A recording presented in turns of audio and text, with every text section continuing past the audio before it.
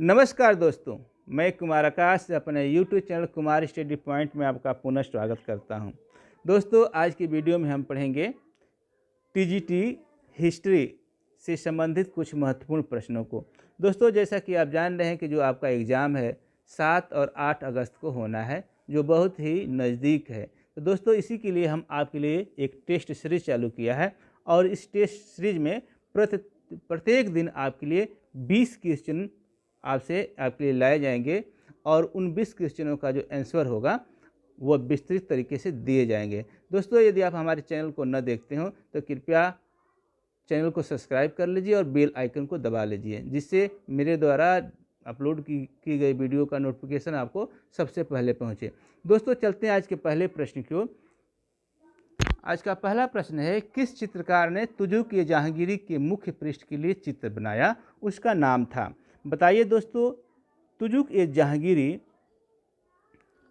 तुजुक-ए-जहांगीरी थी, उसके मुख्य पृष्ठ के लिए किस चित्रकार ने चित्र बनाया था, उसका क्या नाम था? तो दोस्तों, इसका जो सही आंसर होगा वो होगा अबुल हसन। अबुल हसन ने तुजुक-ए-जहांगीरी के लिए उसके मुख्य पृष्ठ के लिए चित्र बनाया था। दोस्तों, ऐसे ही प्रश्न आपके परीक्षा में पूछे जाएंगे, तो मुझे पूरा उम्मीद है कि यह जो वीडियो होगी आपके लिए लाभदायक सिद्ध होगी। अगला क्वेश्चन है, कवि प्रिय की उपाधि से अकबर ने किसे विभूषित किया था? बताइए दोस्तों, कवि प्रिय की उपाधि से अकबर ने किसे विभूषित किया था? दोस्तों, जैसा कि जान रहे हैं कि राजा बिरबल को अकबर ने कवि प्रिय की उपाधि दी थी, तो इसका जो सही आंसर होगा राजा बिरबल होगा। अगला क्वेश्चन देख लेते हैं। अगला क्वेश्चन हमारा है, जैन धर्म में संलेखना से तात्पर्य है? बताइए दोस्तों, जैन धर्म में संलेखना विधि से क्या तात्पर्य है? तो आपके चारों ऑप्शन दिए गए हैं। तीर्थंकरों की जीवनी, श्राद्धवाद, सुलेखन कला और उपवास द्वारा प्राण देना। दोस्तों, जैसा कि आप जानते हैं कि मौर्य साम्राज्य का प्रथम जो शासक था चंद्रगुप्त मौर्य, अपने अंतिम समय में वह जैन धर्म स्वीकार किया और अपने गुरु भद्रबाहु के साथ वह श्रवण बेलगोला वहाँ पे उसने संलेखना विधि से अपने प्राण त्याग दिए थे। यानी जो संलेखना विधि जो होती है, उपवास द्वारा प्राण देना होता है। व्यक्ति अपना जो अन्न है, जल है, उसका त्याग कर देता है और अपने शरीर को त्याग देता है। अगला क्वेश्चन है, उत्तरी पंचाल की राजधानी कहाँ थी? बताइए दोस्तों, उत्तरी पंचाल की राजधानी कहाँ थी, यह आपको बताना है। आपको बता दें हम कि जब महाभारत समय में जो पंचाल था वह 2 भागों में बटा था, एक उत्तरी पंचाल और एक दक्षिणी पंचाल। तो इसमें पूछा है उत्तरी पंचाल की राजधानी कहाँ थी? तो उत्तरी पंचाल की राजधानी आपकी अहिछत्र में थी। कहाँ थी? अहिछत्र में थी। जबकि दक्षिणी पंचाल था, उसकी राजधानी कामपिल्य थी। कहाँ पे थी? कामपिल्य में उसकी राजधानी थी दक्षिणी पंचाल की। तो इसका जो सही आंसर होगा वह सी होगा, अहिछत्र होगा। अगला क्वेश्चन देखते हैं, 16 महाजनपदों के युग में मथुरा इनमें से किसकी राजधानी थी? जैसा कि आप जानते हैं कि 16 महाजनपद हुआ करते थे, उसमें एक जनपद था जिसका नाम था सूरसेन और उसकी राजधानी मथुरा थी। तो जो हमारा सही आंसर होगा विकल्प डी होगा। अगला क्वेश्चन देखते हैं, किस शासन के प्रशासन तंत्र में किरोड़ी शब्द का प्रयोग राजस्व विभाग में एक अधिकारी के लिए किया जाता था? बताइए दोस्तों, किस प्रशासन तंत्र में किरोड़ी शब्द का प्रयोग? जैसा कि आप जानते हैं, इस नाम से ही किरोड़ी मतलब 1 करोड़ी कर सकते हैं। 1 करोड़ से है। 1 करोड़ भू राजस्व के लिए यदि कोई राजस्व है और वह उसका कीमत 1 करोड़ रुपया है, तो 1 करोड़ भू राजस्व के लिए जो अधिकारी नियुक्त किया जाता था उसको हम किरोड़ी कहते थे। तो जो यह व्यवस्था थी वह अकबर के समय में थी। तो जो हमारा सही आंसर होगा वो अकबर होगा। अगला क्वेश्चन देखते हैं, चित्रकार सैफा बानो और नादिरा बानो किसके शासनकाल में हुई? बताइए दोस्तों, सैफा बानो और नादिरा बानो किसके शासनकाल में यह चित्रकार थी? तो दोस्तों, इसका जो सही आंसर होगा जहांगीर के समय में सैफा बानो और नादिरा बानो चित्रकार बनी थी। अगला क्वेश्चन है 6वीं शताब्दी ईसा पूर्व में सुक्तिमती राजधानी थी। बताइए दोस्तों, सुक्तिमती किसकी राजधानी थी? तो दोस्तों इसका जो सही आंसर होगा वो चेदी होगा, यानी विकल्प सी होगा। चेदी की राजधानी सुक्तिमती थी। सुक्तिमती। अगला क्वेश्चन है, तैमूर लंग ने भारत पर आक्रमण किया। बताइए दोस्तों, तैमूर लंग भारत पर कब आक्रमण किया। दोस्तों आपको बता दीजिए, जब तैमूर लंग भारत पर आक्रमण किया उस समय दिल्ली पर तुगलक वंश का शासन था, तुगलक वंश का। और तुगलक वंश का अंतिम शासक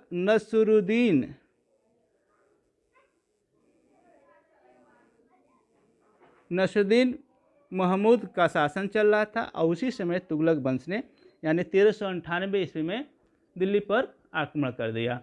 और वह जाते वक्त वह लगभग यहाँ पे से वह 1399 में भारत से गया और जाते वक्त काबुल,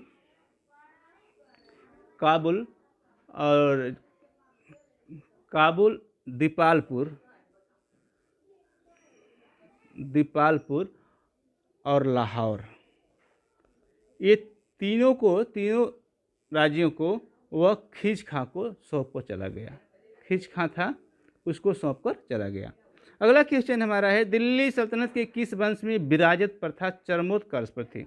बताइए दोस्तों, विराजत प्रथा जो थी वह किसके शासनकाल में अपने चरमोत्कर्ष पर थी। लोधी वंश, तुगलक वंश, अलाउद्दीन खिलजी और इलबरी। तो दोस्तों जैसा कि आप जानते हैं कि विराजत जो प्रथा थी वह तुगलक वंश की देन थी, जिसमें फिरोज शाह तुगलक के शासनकाल में यह विराजत प्रथा अपने चरमोत्कर्ष पर थी। दिल्ली के किस सुल्तान ने सर्वप्रथम किसानों पर सिंचाई कर लगाया था। बताइए दोस्तों, दिल्ली के किस सुल्तान ने सर्वप्रथम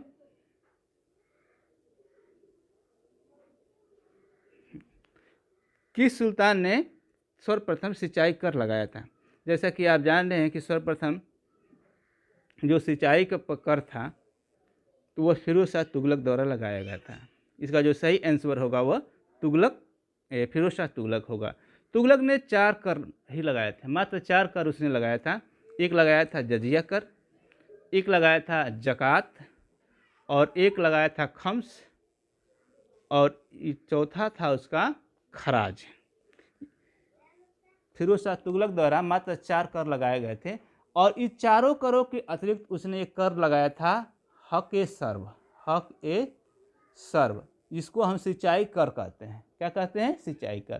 तो सिंचाई कर लगाने वाला फिरोज शाह तुगलक था। और सिंचाई कर जो था उत्पादन का 1/10 भाग सिंचाई कर लगाया जाता था। अगला क्वेश्चन है, निम्नलिखित मुगल बादशाहों में किस बादशाह को उसकी मृत्यु के बाद आधिकारिक तौर पर अर्श आसियानी यानी स्वर्ग में रहने वाला कहा गया है। बताइए दोस्तों, कौन सा ऐसा बादशाह है जिसको अर्श आसियानी यानी स्वर्ग में रहने वाला कहा गया। दोस्तों इसका जो सही आंसर होगा वह अकबर होगा। और अर्श आसियानी जो है जहांगीर द्वारा कहा गया है। किसके द्वारा? जैसा कि जानते हैं जहांगीर उसका पुत्र था, उसके पुत्र द्वारा ही अर्श आसियानी यानी स्वर्ग में रहने वाला कहा गया है। अगला क्वेश्चन है, 1857 के विद्रोह के ठीक बाद बंगाल में निम्नलिखित में से कौन सा विप्लव हुआ। बताइए दोस्तों, आपके 4 ऑप्शन दिए हुए हैं। ये पूछा गया है कि 1857 की क्रांति जब समाप्त हुई उसके बाद बंगाल में कौन सा विप्लव हुआ यानी विद्रोह हुआ। जैसा कि आप जान रहे हैं कि जो सन्यासी विद्रोह था, सन्यासी विद्रोह यह 1763 के लगभग 1763 में चालू हुआ था। और संथाल विद्रोह आपका 1855 में हुआ। और नील विद्रोह 1859 में। और पावना उपद्रव जो हुआ था 1873 से 76 के बीच हुआ था। दोस्तों इसमें पूछा गया 1857 की क्रांति के बाद, 1857 क्रांति के बाद आपका नील विद्रोह आ रहा है, इसलिए हमारा नील उपद्रव जो होगा सही आंसर होगा। जैसा कि आप जान रहे हैं कि नील उपद्रव का जो नेतृत्व करता थे वह दिगंबर विश्वास और विष्णु विश्वास द्वारा इसका नेतृत्व किया गया था। तो अगला क्वेश्चन हमारा है, आनंद मठ उपन्यास की कथा वस्तु आधारित है। बताइए दोस्तों, आनंद मठ जो है इसकी कथा वस्तु किस पर आधारित है। जैसा कि आप जानते हैं कि आनंद मठ एक उपन्यास है और इस उपन्यास के लेखक हैं बंकिम चंद्र चटर्जी। बंकिम चंद्र चटर्जी द्वारा यह उपन्यास लिखा गया है, जिसमें वंदे मातरम इसी उपन्यास से लिया गया है। दोस्तों इसका पूछा गया है कथा वस्तु किस पर आधारित थी, तो दोस्तों इसका सही आंसर होगा सन्यासी विद्रोह। सन्यासी विद्रोह ही इसकी कथा वस्तु है, इसी को आधार मानकर आनंद मठ उपन्यास लिखा गया है। अगला क्वेश्चन है हमारा, संथाल विद्रोह का नेतृत्व किसने किया? बताइए दोस्तों, संथाल विद्रोह का नेतृत्व किसने किया? दोस्तों आपको बता दें कि संथाल विद्रोह का नेतृत्व सिंधु और कान्हू ने किया था, लेकिन उसमें भैरव और चांद का भी नाम आता है, इसलिए जो हमारा विकल्प होगा ए सी सही होगा, ए और बी दोनों। तो सिंधु और उसके मुख्य पूछा जाएगा तो आप सिंधु और कान्हू कहेंगे, और जबकि इनका नाम भैरव और चांद का भी नाम आएगा तो इनके भी नाम को आप इंक्लूड करेंगे। तो हमारा जो सही आंसर होगा विकल्प सी होगा। अगला क्वेश्चन है, 1937 के चुनाव में कांग्रेस द्वारा बहुमत प्राप्त प्रांतों की संख्या थी। बताइए दोस्तों, 1937 का जब चुनाव हुआ था तो उसमें कांग्रेस ने कितने प्रांतों में बहुमत की सरकार बनाई थी? दोस्तों आपको बता दें, उस समय हमारे राज्य में, हमारे देश में कुल 11 राज्य थे। कितने राज्य थे? 11। 11 में से 5 राज्यों में कांग्रेस ने पूर्ण बहुमत की सरकार बनाई थी, जबकि बम्बई में मात्र 1 वोट से वो पीछे रह गई थी, 1 सीट उसके कम आए थे। तो बम्बई में 1 सीट उसका कम हो गया था, फिर भी वहाँ पे गठबंधन द्वारा सरकार कांग्रेस की ही बनी थी। वो 5 राज्य जहाँ पे सरकार बनी थी कांग्रेस द्वारा, उनके नाम हैं मद्रास था और मध्य प्रांत था। मध्य प्रांत, संयुक्त प्रांत, उसके बाद था आपका संयुक्त प्रांत के बाद बिहार और उड़ीसा। इन 5 राज्यों में कांग्रेस की पूर्ण बहुमत की सरकार बनी थी, और उसके बाद पश्चिमोत्तर प्रांत हुआ करता था वहाँ पे, और असम में। इन 2 राज्यों में संयुक्त गठबंधन से सरकार बनाई थी कांग्रेस ने, यानी 5, 2, 7 अपने से बम्बई 8 हो गया था। और उसके बाद 2-3 ऐसे प्रदेश थे जहाँ पे गैर कांग्रेसी सरकार बनी थी। वो 3 राज्य थे आपके बंगाल, पंजाब और सिंध। इन 3 राज्यों में गैर कांग्रेसी सरकार बनी थी दोस्तों। तो हमारा जिसमें सही आंसर होगा वो होगा 5। अगला क्वेश्चन देखते हैं, किस अभिलेख में सर्वप्रथम सती प्रथा का उल्लेख मिलता है? दोस्तों आपके जो क्वेश्चन है बहुत ही टॉप क्लास के क्वेश्चन है, इस तरह के क्वेश्चन सभी जगह नहीं उपलब्ध होते हैं। तो यह प्रश्न जो होंगे आपको हमेशा परीक्षा में पूछे जाने की पूरी संभावना रहेगी। तो दोस्तों आप हमारे वीडियो को अवश्य देखिए और चैनल को सब्सक्राइब जरूर कीजिएगा। तो इसमें पूछा गया है किस अभिलेख में सर्वप्रथम सती प्रथा का उल्लेख मिलता है। दोस्तों आपको बता दें कि एरण अभिलेख जो है, इसी में आपका सती प्रथा का सर्वप्रथम उल्लेख मिलता है। यानी आपको बता दें जो एरण अभिलेख है, यह एरण अभिलेख भानुगुप्त का है। किसका है? भानुगुप्त का अभिलेख है, और इसका एक सेनापति हुआ करता था जिसका नाम था गोपराज की जब मृत्यु हो गई, वह जब मारा गया तो उसकी पत्नी ने सती प्रथा किया था और उसी का उल्लेख एरण अभिलेख में दिया गया है। तो इसका जो प्रमाण मिलता है हमारा एरण अभिलेख से मिलता है सती प्रथा का। तो जो हमारा सही आंसर होगा वह होगा एरण अभिलेख। क्या होगा? एरण अभिलेख। अगला क्वेश्चन देखते हैं, पूर्व वैदिक काल में निम्न से किसमें प्रजातांत्रिक मामलों में विचार नहीं किया जाता था?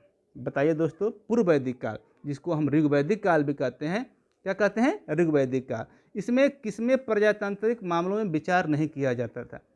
दोस्तों आपको बता दें कि पूर्व वैदिक काल में जो 4 समितियां थीं, जन, सभा और समिति, ये 3 समितियां ये प्रजातांत्रिक मामलों पर अपना विचार रखती थी। जबकि विद था, यह एक विद्वानों की सभा थी, समिति थी। इसमें सिर्फ विद्वान लोग भाग लेते थे, इसमें प्रजा की कोई चर्चा नहीं की जाती थी। जो हमारा सही आंसर होगा वह विकल्प डी होगा, यानी विद। अगला क्वेश्चन देखते हैं। अगला क्वेश्चन है, 1936 में भारतीय किसान आंदोलन सम्मेलन कहाँ बुलाया गया था? बताइए दोस्तों, इसका सही आंसर क्या होगा? तो दोस्तों इसका सही आंसर होगा लखनऊ। लखनऊ में 1936 में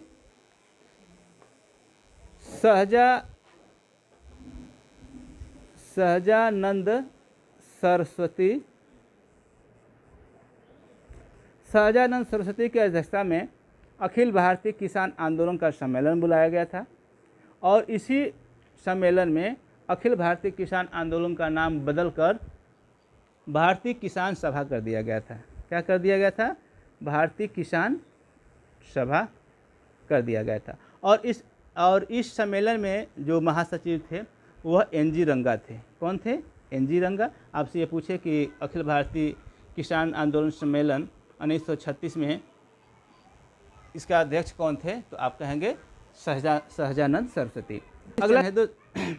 अगला क्वेश्चन है, गंगाई कोंड चोल की उपाधि किसने धारण की? दोस्तों यह आज का आपका आखिरी प्रश्न होगा।